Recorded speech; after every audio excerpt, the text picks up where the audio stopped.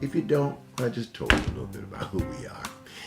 Make sure you take a moment. If you're new or this is your first time, you can type in new or first time. I'm so glad to have you. Welcome. You're part of our family today. And not only that, make sure you not only contact or share, but you can also hit that thumbs up, like us. There's some hearts. Push the hearts. I think the hearts go across. I don't know what they do. But when you push them, Facebook loves the algorithm. So, and we love the algorithms too. Also share this with some of your friends, some of your family members. They're going through this COVID fatigue, they're saying, but we're going to get through this. Don't give up. Don't give up. All right, ready to get into it? Let's get into it. All right. John chapter 1, verse 1, it says, "In the beginning was the Word. The Word was God. The Word was with God." All of that was connected, some of the translations say.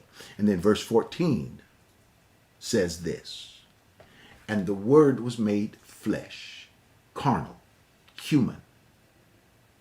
The Word, or this purpose, this logos thing, this God thing, became human and dwelt, or what they call tabernacled, or churched, or templed among us. And we saw the glory. This is called the Son of God, or Jesus. Now, one of the things, and I want you to remember this one key thing, one of the key things that people forget, and that is when you talk of Jesus being the Son of God, they think of Jesus being the only Son of God. That's it. There is some physical type of sperm involved. That's not what we're talking about. When you deal with the Son of God, you're talking about Jesus, who's connected to the Father connected to Jesus, Father meaning source, everything connected. Jesus turns around and makes this statement. Now catch this.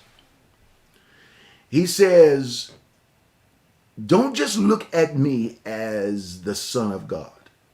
I'm like the one that's showing you the way. I am the older brother." Yep, that's what he says. He's called the firstborn among many brethren, people. He's the firstborn, which means when you're the firstborn, you got other siblings. You got other brothers and sisters. Jesus is considered to be a brother to you. That's right. So if there's a brother, that means whatever belongs to the brother belongs to you. The Father does not see any difference between the brother and see you, especially if you are in the family. Oh, that's going to be a big thing. You seem to tell me that the Father doesn't see a difference between me and Jesus? Of course, God knows Jesus. But God also knows you. He knows John. He knows Sam. He knows Shirley. He knows friends. He knows other family members. You're part of God's family. You're part of God's church. Ecclesia. Yeah.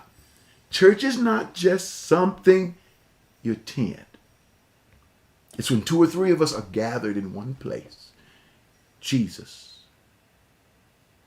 becomes a part of that gathering.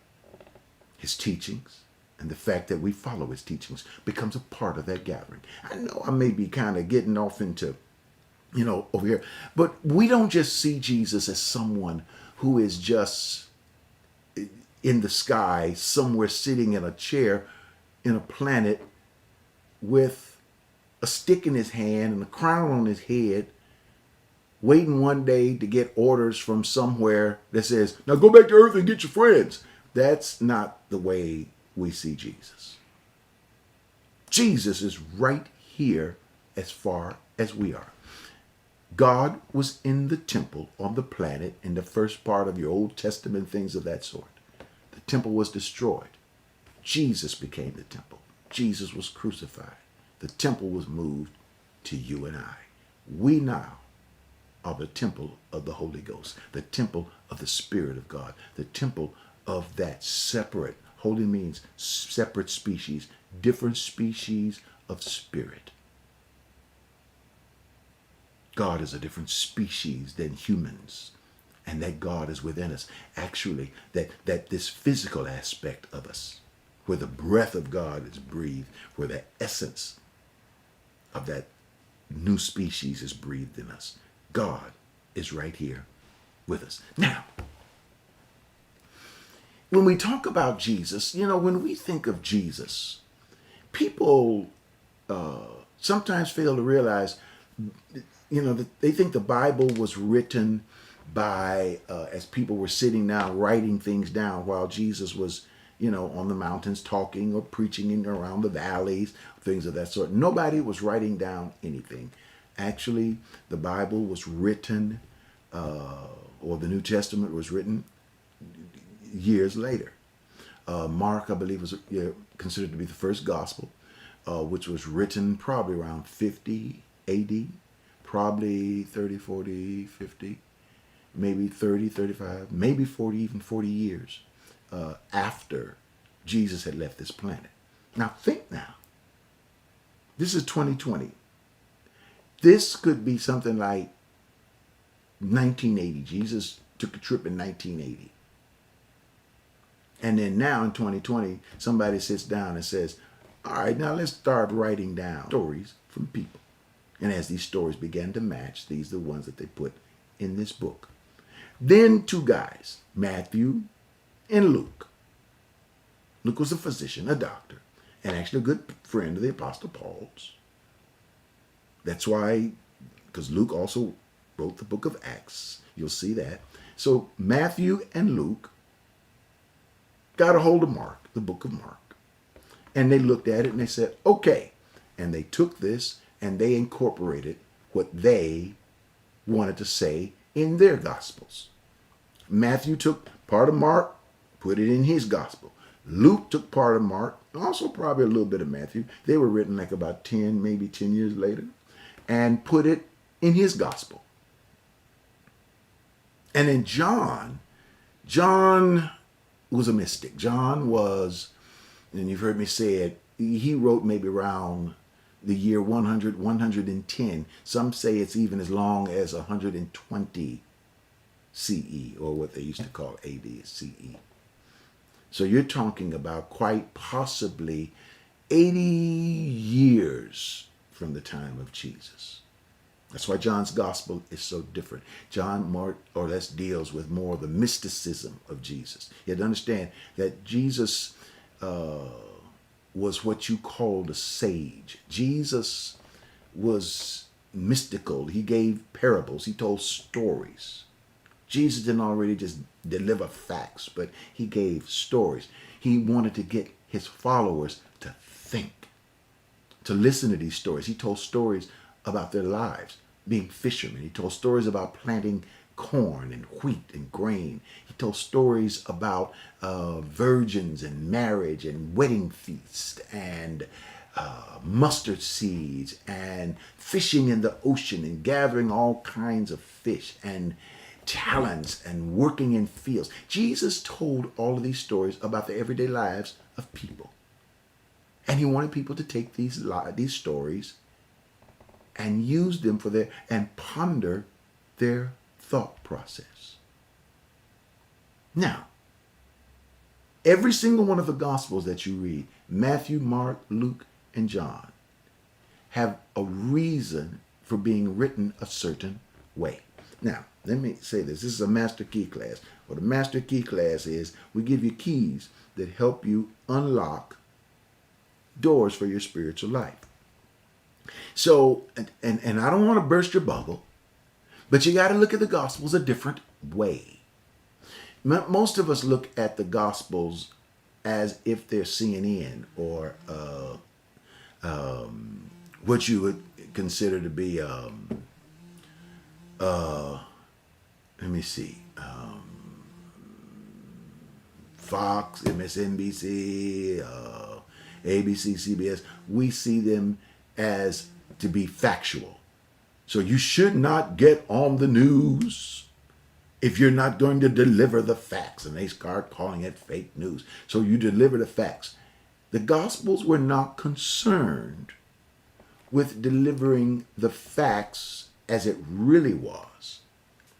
They were concerned with delivering the facts that they needed to get a message across to the people that they were writing to. Give you an idea. Like Mark. Mark didn't start with the infant Jesus. Matthew does, but Luke doesn't tell it the same way as Matthew did. Each one of them are writing the Gospels to a particular segment or culture of people. And if you read many of the scriptures, it says, and these things were written that you might believe. Not written that you might have all the facts, but written that you might believe. So we understand that the writers of the New Testament, the Gospels, 2,000 years ago, you get to get into the minds of these people 2,000 years ago. You say, well, that's not too long ago. Then I want you to imagine the year 4020. 4020. I think it, yeah, 4020. 4020? No. No, it wouldn't be 4020. 2220, I think. It would be 4020. Imagine 4020. Can you think that way? I think I got my numbers wrong, but it don't matter. You understand what I'm saying. 2,000 years from here. Okay. 3,000, 4,000. 4,000. 40, 20. 4,020. Okay. That, you can't imagine what the world's going to be like then. What kind of cell phone you're going to be. Can you imagine Apple's new 4020 cell phone? No. You might be the cell phone. You might talk into your hand, and that's how you talk. You don't know what's going to happen. If we're going to be watching COVID-19, we ask ourselves the question, will we be here if another one of these things hit us? But what you begin to realize is just that you can't imagine 4020, 4,020. You're not going to be able to imagine 2,000 years ago. Those people thought totally different. So don't keep trying to put your culture, and that was a different part of the world, different culture, no planes. They'd never been introduced to your language. They have never heard Michael Jackson. Never seen a football game or a basketball game. They looked different, thought different. Jesus spoke to them based on their culture, and they listened through the lens and the eyes of their culture. That's why Jesus spoke to them that way. He gave them God through the lens of their culture. What I'm doing right now is giving you God through the lens of your culture. You're watching on Facebook. You're watching on YouTube. You're watching on IGTV. You're watching on the website. You're watching through the lens of your culture. I'm talking COVID-19. I'm talking financial. I'm talking health-wise. I'm talking about the things that you're dealing with right now. I'm talking about your jobs, about changing careers, working from home, not being able to work from home because you don't have the kind of job to be able to work from home. I'm talking about all of these things that are happening to us right here and right now. You're not concerned about 4020. You're not concerned about 2000. You're concerned about what will God do in my life right now. So what I'm saying to you here is the same thing that connects with the Jesus of back then with this Jesus of right now. What Jesus said about his Father, he said, I and my Father are one. And it is through this understanding of my oneness with God. This, of course I'm watching my time, but this is the kind of thing that we want to make sure that this understanding of our connection with God is powerful. Because when we remember that we're one with him, everything else comes and springs from that. Now we come to the understanding that we're going to see life in different ways. Choices that we make, decisions that we make. We're going to depend and ask certain things. Certain questions we'll ask while we're going down the street, driving down the road. Normally what you do, oh, should I take this freeway? Should I do things a little bit different? Hey, I got somebody that's new in my life. Slow down. I know you really like them, but slow down right now. See, these are the things we're talking to ourselves because we're making choices and we're making decisions that's going to affect our life. Well, what gives us the wisdom to do it is this Christ, this Jesus that is within us. The real Jesus. Don't look at Jesus as he was someone that was 2,000 years ago, but Christ is the Spirit, the wisdom of Jesus, the wisdom of Christ is what's within us now. And now we have to see God just like those disciples saw God in their own way 2,000 years ago. We see God differently in new ways. Look, these are the prayers that we pray. And there are things that we want to ask God in this day and in this age. What are some of the things? What are two of the most prime things we want to ask God for in this day and in this age? I'm going to tell you that in just a moment. But I want you to watch something. I want you to see it. And as you see this, hold on to it. And I'll be right back. I'm going to give you these two things you cannot let. Two things you want to ask God for. And I'll be right back. Okay? All right. Hello, I'm Ed Montgomery. 2020 is a year we will never forget. Years ago, I watched my 14-year-old daughter transition after a battle with cancer. And even in this year, I watched my wife of 45 years transition. And this has not been an easy thing. But if there's one thing that we have learned over 40 years of ministry, it is the fact that as you give out, as you speak healing to others, as you encourage others, then that healing comes back to you. I know. Sometimes you don't feel like doing it, but that's the way life works. What you give out comes back to you. I want to say thank you for everything you've done, your prayers, your encouragement, your emails, your chats, all of those things. And I also want to say thank you for your contributions.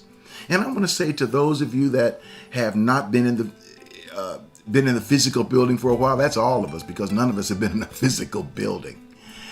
We won't be going there for a while, but we will get there. But the bottom line is this. Church is where we gather.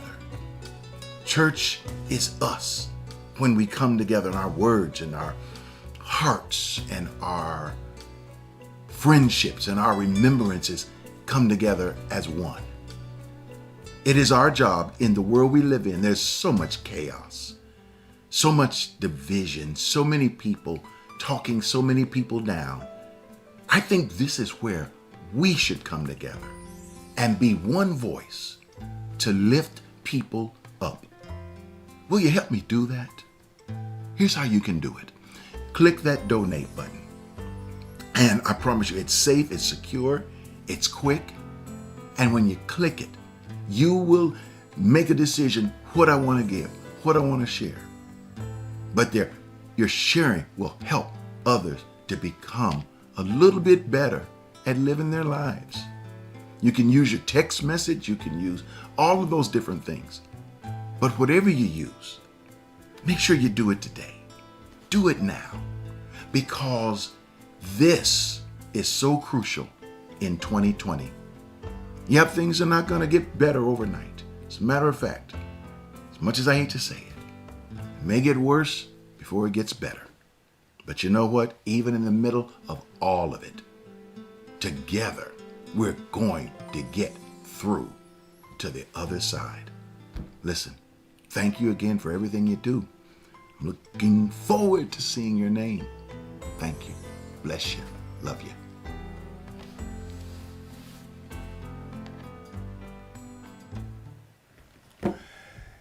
All right. I know you're going to take care of that. I know you're going to do that. And makes a huge difference, I promise you. Two things to ask God for. Number one, and this is crucial, in your prayer time, in your meditation time, James chapter 1 actually shares this with us. When you ask God for anything, ask God for wisdom. Wisdom. But I need transportation. Ask God for wisdom. Oh, but I need a little extra money for my bills. Ask God for wisdom. Ask for wisdom. And the prayer would go something like this. There are certain ways you can pray it. Here's one way. None of this is all set in stone. But you can do it like this. You can say, Father, I need wisdom. I need wisdom to, in this next move that I'm making concerning a relationship. I need wisdom concerning this next career move. Something is in front of me. There's an opportunity in front of me. I need wisdom to know the difference, the road I should take. And as you begin to ask, and I could go on and on and on, this is something you got to learn. But you're asking for wisdom. Now, I'm going to tell you some of the things you don't need to ask for wisdom for. That's to wear a mask. I know. There you go again, talking about the mask.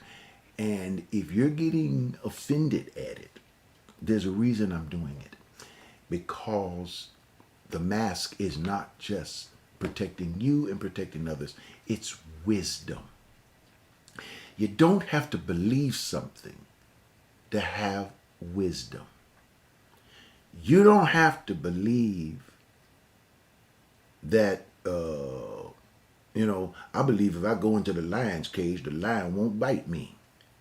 Well, you don't go in there. You don't have to believe that. Wisdom says, don't go into the lion's cage at the zoo. You stay back behind the glass. You don't have to believe about a mask. You don't have to deal with whether it's a hoax or not real with a mask. You just have to have wisdom. And I've talked to people who say, I really don't believe any of this is real. I said, but do you wear a mask? Yeah, I wear it because I have to. And that is the best thing. You don't have to believe anything because these next 6 to 8 weeks are going to be critical. We've got to cross the bridge into this area of vaccine because we're going into uncharted territory. Did you hear something about they were talking about the vaccine? One of the vaccines or something, and they had to go back and relook at it and things of that sort. This is uncharted territory. We're going to need wisdom. And number 2, we've got to make a decision on that wisdom. See, you can't just make a decision and not have some basis for it. When you ask God for wisdom, guess what? Now you'll begin to realize I'm about to make a decision about something. We were talking, it's like coming up, and I know I'm getting back to this because it's who I am. I am a healer. I am someone that encourages. I am an enabler. I am someone that helps you to discover your ability. Not just an enabler, but somebody help you to discover your ability Discover your ableness to be able to do the things that you need to do to let you know you can do this. You can get through it. We just came out of Thanksgiving, and now we're going to Christmas and asking people not to gather, not to gather in humongous crowds and things of that sort. And so part of my job right here as someone who is spiritual is the scripture actually tells us that we are to go to our brothers and our sisters and to say to them, hey, be careful where you're going. We're not trying to beat you over the head, but we're saying be careful of the decisions that you make right now. Maybe now is not the best. It's been such a long time. I ain't had nobody to love me and wrap their arms around me. I need to find somebody. I saw somebody. Well, you haven't seen all of them if they have on a mask. So just wait for a little while. Maybe they just kind of did like that and showed you their teeth. But the point is, you're going to have that it's that concept of asking for wisdom. And you're going to realize, let me just give it a few more weeks. Let me get past Christmas. Let me get past New Year's. Let me see what this New Year is going to bring. What's going to happen with this vaccine? Who's going to be taking it? Even after you take a vaccine, if you decide to take it, and from all angles somewhere down the line, you probably will. But when you do, you can't just throw the mask away and throw social distancing out the window and stop washing your hands. These are good habits for us to form. We've begun to form them if you've formed them. And you keep them going right now. This is not a time to gather in humongous groups. This is a time to look forward and say, hey, maybe I'm saving this time for a barbecue on the 4th of July. Maybe I'm saving this time for Thanksgiving, which is going to be the bomb next year. Well, we don't know whether we're going to be here or not. Well, if we're not, you're not going to know what's up anyway. You can transition to that next space and time. Look, your life is precious. And if just doing certain little things can preserve it, don't get angry at people when they come to you and say, hey, what about your mask? Hey, watch your distance. Hey, step back.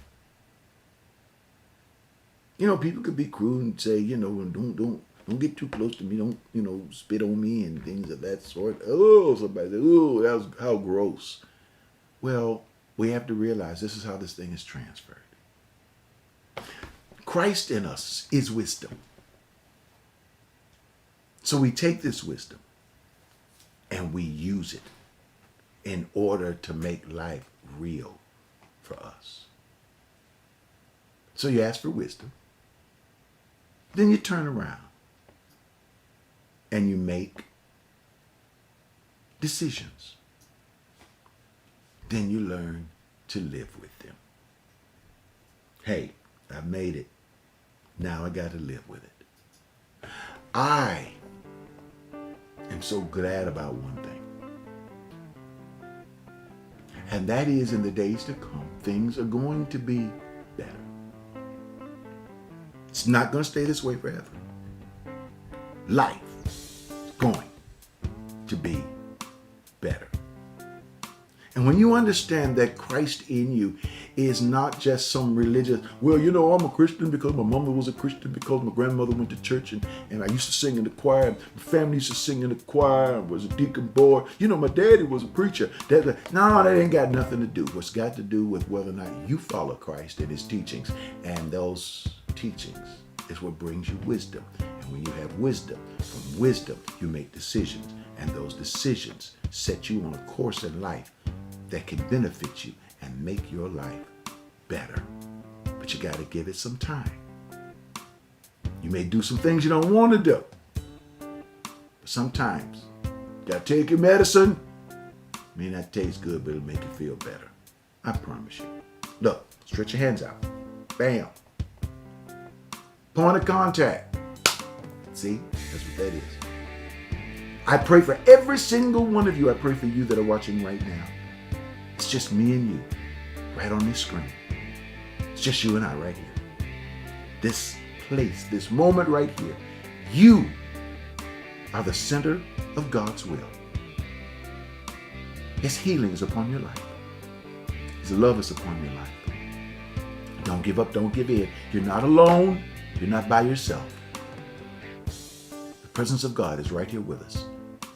There's an ancient text, scripture that says, where two or three of us come together, there's two of us touching and agreeing, point of contact.